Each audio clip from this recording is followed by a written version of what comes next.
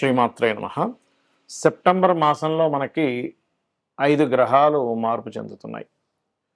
అందులో చంద్రుడు ప్రతి 2.5 రోజులకు మారడం సహజమైతే, కుజుడు 19వ తేదీకి మిథునంలో ఉండే కుజుడు కర్కాటకంలోకి, అంటే మీ మీ యొక్క మేషం నుంచి 3వ స్థానంలో ఉండే కుజుడు 4లోకి, శుక్రుడు నీచ స్థానంలో 6వ భావంలో ఉండేటువంటి శుక్రుడు 3వ తేదీ నుంచి సప్తమంలోకి, బుధుడు 7వ తేదీ నుంచి కన్యారాశిలోకి మరియు 26వ తేదీకి తులలోకి మారుతున్నాడు.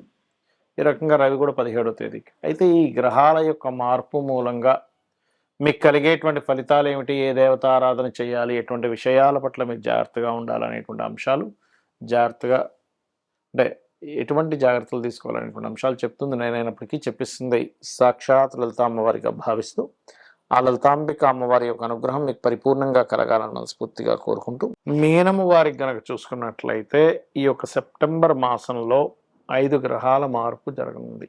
అందులో చంద్రుడు ప్రతి 2.5 రోజులకు మారుతున్నప్పటికీ మిగతా గ్రహాలైనటువంటి రవి, కుజ, శుక్ర, బుధ గ్రహాలు మార్పు వల్ల కలిగే ఫలితాలు మరియు తేదీల వారీగా మనకి ఎటువంటి విషయాల్లో అనుకూలత ప్రతికూలత ఉన్నాయి అనేటువంటి అంశాలు చెప్తుంది నేనైనప్పటికీ చెప్పిస్తుంది సాక్షాత్ లలిత అమ్మవారిగా భావిస్తూ, ఆ లలితాంబిక అమ్మవారి యొక్క అనుగ్రహం మీకు పరిపూర్ణంగా కలగాలని మనస్ఫూర్తిగా కోరుకుంటూ, ఇక్కడ ఎప్పుడైతే ఈ గ్రహాలు ప్రత్యేకంగా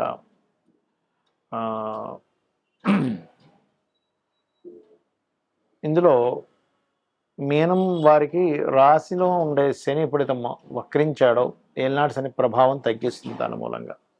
అయితే గురుబలం ఉంది, చక్కగా పంచమ స్థానంలో గురువు ఉన్నందుకు సంతానం కోసము, ఒక మంత్ర సాధన కోసము చేసే ప్రయత్నం ఖచ్చితంగా ఫలిస్తుంది. మీకు ధనాధిపతి కూడా 4లో ఉన్నందుకు కొంచెం ఏదైనా పొలాలకని తోటలకని ఏదైనా ప్రాపర్టీ తీసుకోవడం కోసం ధనం ఇచ్చిపుచ్చుకునే విషయాల్లో కాస్త జాగ్రత్తగా ఉండండి. అయితే గవర్నమెంట్ అండర్టేకింగ్, గవర్నమెంట్ జాబ్స్ కోసం చేసే ప్రయత్నాలు ఫలిస్తాయి. ఈ నెలలో మీకు 3వ తేదీ నుంచి సప్తమంలో ఇంతకాలం నీచబడినటువంటి శుక్రుడు మారిపోతున్నాడు, బుధుడు వస్తున్నాడు. కాబట్టి ఏంటంటే బంధువర్గంలో వారితో వివాహ ప్రయత్నాలు సక్సెస్ఫుల్ అవుతాయి. కాకపోతే ఈ కుజుడు దృష్టి ఉంది కాబట్టి బంధువర్గంలో వారితో వివాహ ప్రయత్నాల విషయంలో కొంత స్ట్రెస్ కూడా ఉంటుంది.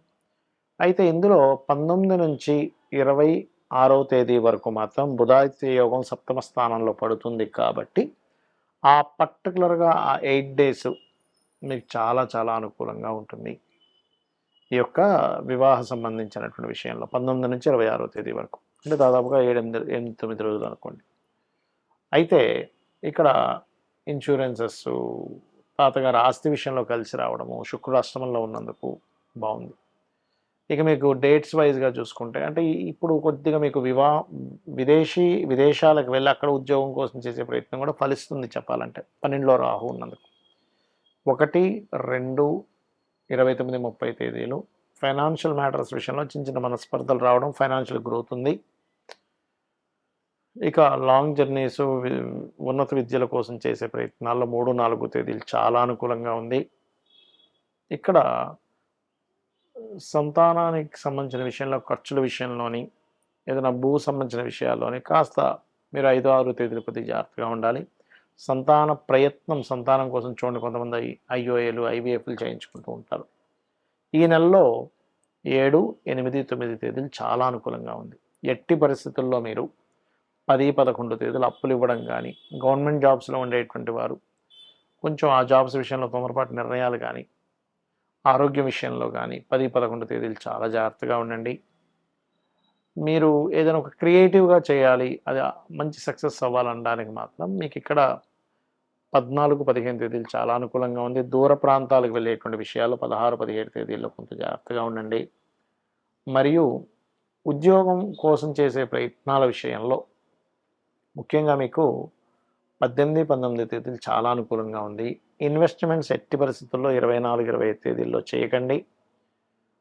ఉన్నత విద్యలో పెద్ద మొత్తంలో ధనం రావడం కోసం చేసే ప్రయత్నాలు 27, 28, 26, 27, 28 తేదీలు చాలా అనుకూలంగా ఉంది. మీరు దక్షిణామూర్తి యొక్క ఆరాధన చేయండి, అన్ని విధాలా బాగుంటుంది. చాలామందికి లైఫ్లో అసలు ఎందుకు సడన్ డౌన్ఫాల్ అవుతుంది, ఎందుకు సడన్గా మళ్ళీ వాళ్ళు గ్రో అవుతున్నారు అని చెప్పి అర్థం కాదు. జ్యోతిష శాస్త్రంలో దీని గురించి చాలా స్పష్టంగా ఉంది. మనకి మహాదశలు అంటారు.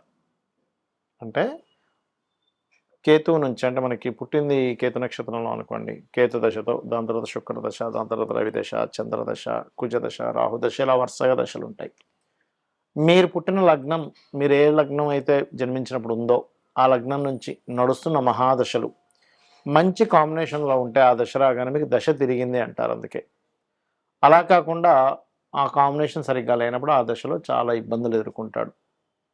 ఏ పని చేస్తున్నా సరే కలిసి రాకపోవడం, వ్యాపారం కలిసి రాకపోవడము, ధన నష్టం జరగడము, లేనట్లయితే వివాహ సంబంధించిన విషయాలు చికాకులు, సంతానం పొందలేకపోవడం, ఇట్లా అనేకమైనటువంటి ఇల్లులు కొనుక్కున్న వాళ్ళు అమ్మేయాల్సిన పరిస్థితులు వస్తూ ఉంటాయి. అందుకని ఎప్పుడు కూడా దశ మారినప్పుడు చెక్ చేసుకోవాలి. మీకు ఎప్పుడెప్పుడు ఏ దశలు మారుతున్నాయనేటువంటిది మీరు మీ యొక్క జాతచక్రంలో ఉంటుంది. ఏ డేట్ నుంచి, డేట్తో సహా ఉంటుంది. ఏ డేటు, ఏ మంత్, ఏ ఇయర్ నుంచి ఏ దశ మారుతుంది, అంతర్దశలు ఎప్పుడు మారుతున్నాయి. మహాదశ ఈజ్ మోస్ట్ ఇంపార్టెంట్, బట్ అంతర్దశ దాన్ని ఆపరేట్ చేస్తూ ఉంటుంది. ప్రత్యంతర్దశ ఇంకొంచెం ఈవెంట్ని అది ఫుల్ఫిల్ చేయడానికి అనుకూలిస్తూ ఉంటుంది. అయితే ఇక్కడ మీరు అర్థం చేసుకోవాల్సిన విషయం ఏంటంటే, ఒకటి దశ అంతర్దశ అయితే, రెండవది గోచారము. అంటే గోచారంలో గ్రహాలు మారుతున్నప్పుడు అది ప్రకృతి లాంటిది. అంటే మనకు చూడండి, చలికాలం చలేస్తుంది, ఎండాకాలం ఎండగా ఉంటుంది, వర్షాకాలం వర్షాలు వస్తాయి. లేదా మార్కెట్ బాగాలేదు అన్నప్పుడు మనం కోణం మార్కెట్ బాగుందంటే కూడా, అంటే బయట ఉండే ప్రకృతి, బయట ఉండే మార్కెట్ ఎలాగో గోచారం అలా. సో గోచారాన్ని మరియు మీకు నడుస్తున్న మహాదశ అంతర్దశలు చాలా ముఖ్యం. ఇవొకెత్తు అయితే, ఇంకా వాస్తు, మీరు నివసిస్తున్నటువంటి ఇల్లు కనుక వాస్తుపరంగా 100% బాగుంది అంటే, మనం 100% ఇవాళ రేపు ఉండేటువంటి సిటీ కల్చర్లో ఇవ్వలేం, కానీ కనీసం 90%, 80% అయినా బాగుంటే మీకు అది చాలా చాలా మటుకు మీకు సేవ్ చేస్తుంది. అయితే ఈ యొక్క ఇంటిని ఎంపిక చేసుకునేటప్పుడు తీసుకోవాల్సిన స్టెప్ బై స్టెప్గా మనం తీసుకోవాల్సిన జాగ్రత్తలు ఏమిటి? మొట్టమొదటిగా మీరు మీ పేరులో ఉండే మొదటక్షరాన్ని బట్టి మీకు ఏ డైరెక్షన్ పనికి వస్తుందో చూసుకోవాలి. అంటే ఆ నుంచి అమ్మహా లోపల మీ పేరు ఉందంటే ఆది, లేకపోతే ఈశ్వరు, ఇట్లా ఆ నుంచి అమ్మహా లోపల మొదటక్షరం మీ పేరు ఉంటే కనుక తూర్పు, దక్షిణం, ఉత్తరం, వాయువ్యం పనిచేస్తుంది. పడమర, ఈశాన్యం పనిచేయవు.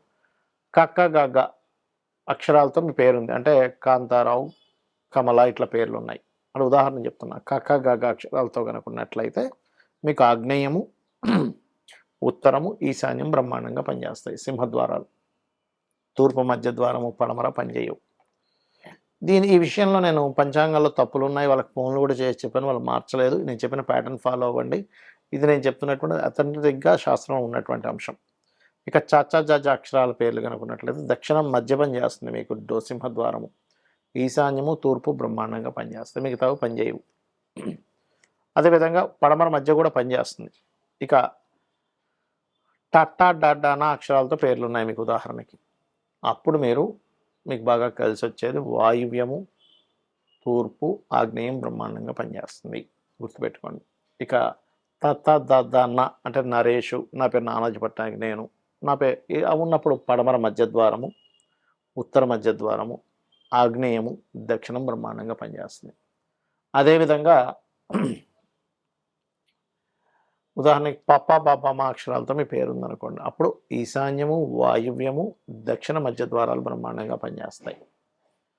అదేవిధంగా యారాలావా అక్షరాలతో అంటే యమున, రమేషు, లహరి, లేకపోతే లావణ్య, లోకేష్, ఇలా పేర్లు ఉంటాయి. అంటే ఈ పేర్లు అనే కదా ఆ అక్షరాలతో ఉన్నప్పుడు ఉత్తరం మధ్య ద్వారము, తూర్పు మధ్య ద్వారము, పడమర మధ్య ద్వారం బ్రహ్మాండంగా పనిచేస్తుంది. అదేవిధంగా శేషాసాహ అక్షరాలతో మీ పేరు కనుక ఉంటాయి అంటే శేషగిరిరావు, ఇలా ఉన్నట్లయితే ఈశాన్యము, వాయువ్యము, ఆగ్నేయము బ్రహ్మాండంగా పనిచేస్తుంది మీకు. ఎలా అంటే అన్ని దిశలు మంచివే, కానీ మీ పేరుని బట్టి ఏ దిశ పనిచేస్తుంది. ఇది ఒక ఎత్తు అయితే, ఇంటి యొక్క సింహద్వారం యొక్క పదము కరెక్ట్గా ఉండాలి. అంటే సింహద్వార పదం కరెక్ట్గా ఉందా లేదా, ఆ డైరెక్షన్ పనిచేస్తుంది, కానీ పదం కరెక్ట్ లేకపోయినా సరిగ్గా రిజల్ట్ ఇవ్వదు. ఇంట్లో ఉండే వేసుకునే రంగులు, ఇంట్లో ఉండేటువంటి టాయిలెట్స్ ప్లేస్మెంట్స్ ఎలా ఉన్నాయి, అవి బాగోకపోతే ఏమీ కూల్చకుండా చిన్న చిన్న రెమెడీస్తో దాన్ని మనం సెట్ చేసుకోవచ్చు.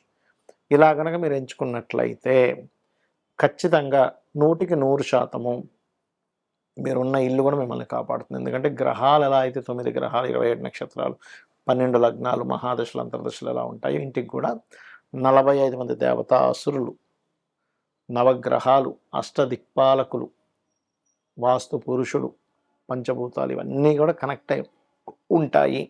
కాబట్టి ఈ రకంగా చేసుకోండి. ఇంటి ఎంపిక విషయంలో ఖచ్చితంగా మీకు లైఫ్ అనేటువంటిది ఆనందదాయకంగా ఉంటుంది. వాస్తు కానీ, జ్యోతిష్ శాస్త్రం కానీ మనల్ని భయపెట్టడానికో, భయపడ్డానికో కాదు, మన యొక్క జీవితాన్ని ఆనందదాయకంగా చేసుకోవడానికి. శ్రీమాత్రేయ నమః.